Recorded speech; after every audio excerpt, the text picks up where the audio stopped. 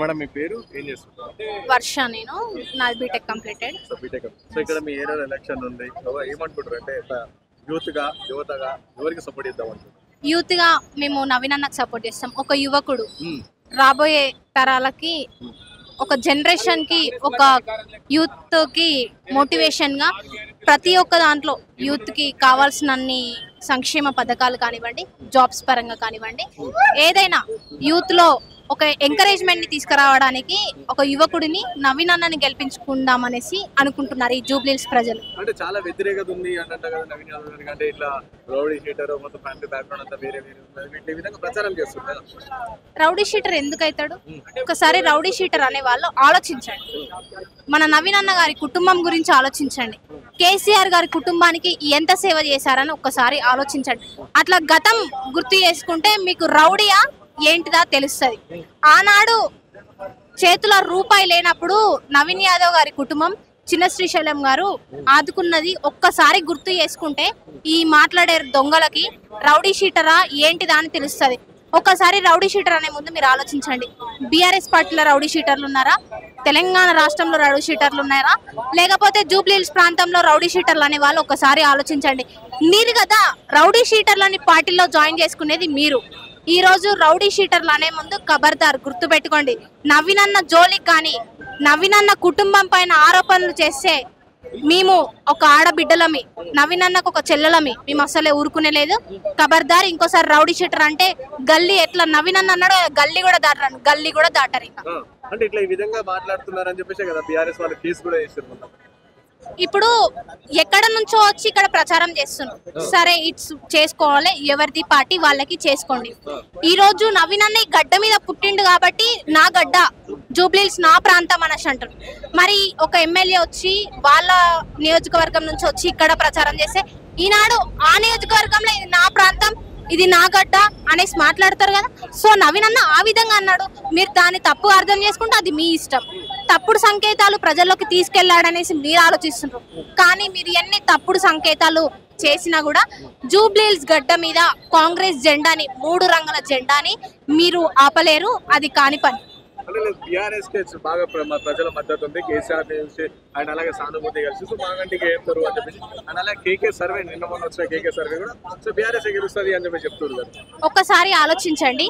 కేసీఆర్ గారిది ఉంది, అది ఉంది, ఇది ఉంది అన్న మరి ఏడి ప్రతిపక్ష నాయకుడు ఏడి? 2 సంవత్సరాలు అవుతుంది, ఎందుకు రావట్లే బయటికి? 2 years నుంచి ఒక ప్రతిపక్ష నాయకుడు అనేవాడు ప్రజల్లోకి వచ్చి ప్రజల సమస్యల పైన కొట్లాడి ఈ ప్రజలకి బాధ ఉంది, గవర్నమెంట్ ఇది చేపియండి, ఇది నెరవేర్చండి అని మరి ఎందుకు చెప్తారు? ఫార్మర్స్ కి ఎందుకు పరిమితమైనరు? ఈ యొక్క బీఆర్ఎస్ వాళ్ళు కేసీఆర్ ని అడ్డం పెట్టుకొని రాజకీయం చేస్తున్నారు. అక్కడ వాళ్ళకి ఏమీ లేదు. ఎట్లయినా కేసీఆర్ ఫార్మర్స్ కే పరిమితమైనరు. ఇక ఆయనకి బయటికి రాని పరిస్థితి ఉంది. ఈ కొడుకు రానిస్తలేడు, ఇక్కడ బిడ్డను బయటికి పంపించిండ్రు. ఇక కేటీఆర్ నడుస్తుంది కావచ్చు అనుకుంటున్నారు. రేపు మా పారిశ్రమ కూడా బయటికి పంపించాలని చూస్తుండ్రు. కానీ మీరు ఎన్ని చేసినా కూడా ఈ జూబ్లీహిల్స్ గడ్డ మీద కానివ్వండి, తెలంగాణ రాష్ట్రంలో కానివ్వండి, ప్రజలు నమ్మే ప్రసక్తిలో లేరు. అంటే లేదు బాగా చెప్తున్నారు. అంటే మహిళలకి ఇవ్వాల్సిన హామీలు ఇవ్వలేరు. సో యువతులకి యాక్టివాలు ఇస్తున్నారు. అవి ఇటు పోయినాయి. తులంబంగారం 2005 ఇవన్నీ వేయలే. సో ఇవన్నీ ఇవన్నీ ఎట్లా చేస్తారు రోడ్లు అని చెప్పి అలాగే బాకీ కార్లు కూడా వస్తారు కదా.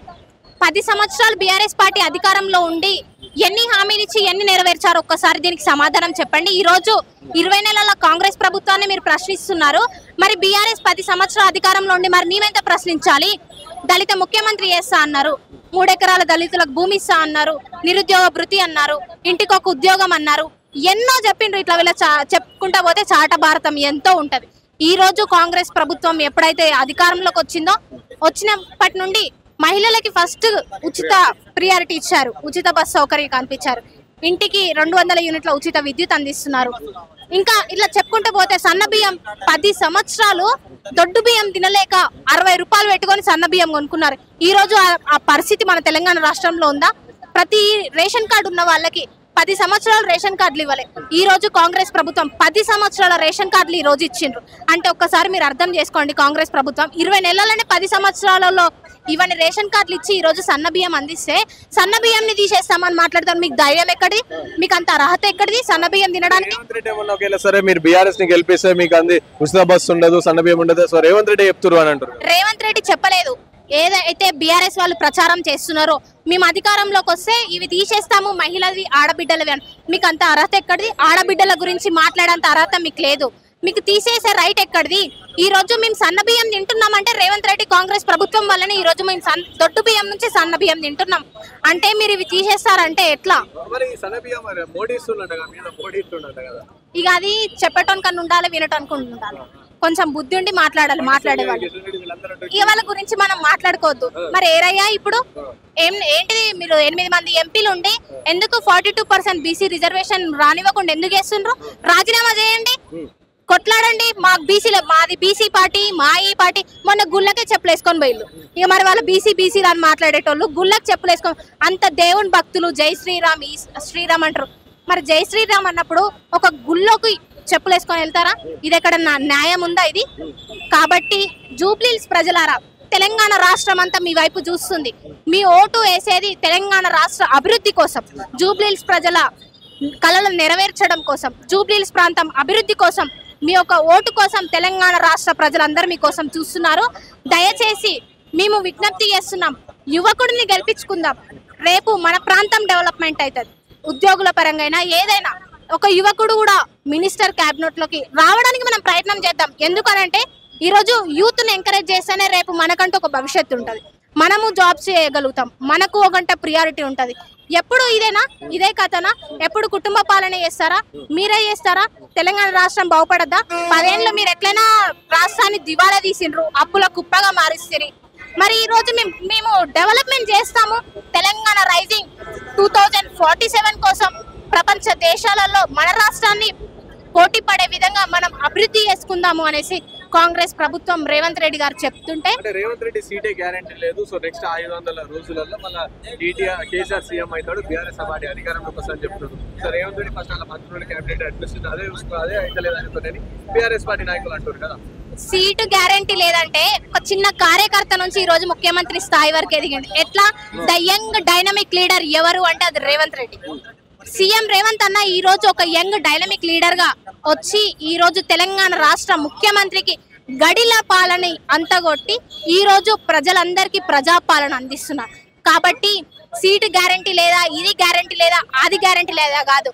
ఈ రోజు ఫామ్ హౌస్ కి పరిమితం చేసిండు కాబట్టి ఈ రోజు తెలంగాణ రాష్ట్రానికి ముఖ్యమంత్రి అయ్యి సెక్రటేరియట్ దగ్గర కంచెలు బద్దలు కొట్టి ఈ రోజు తెలంగాణ రాష్ట్రానికి గౌరవ ముఖ్యమంత్రి రేవంత్ రెడ్డి గారు ముఖ్యమంత్రి అయినరు.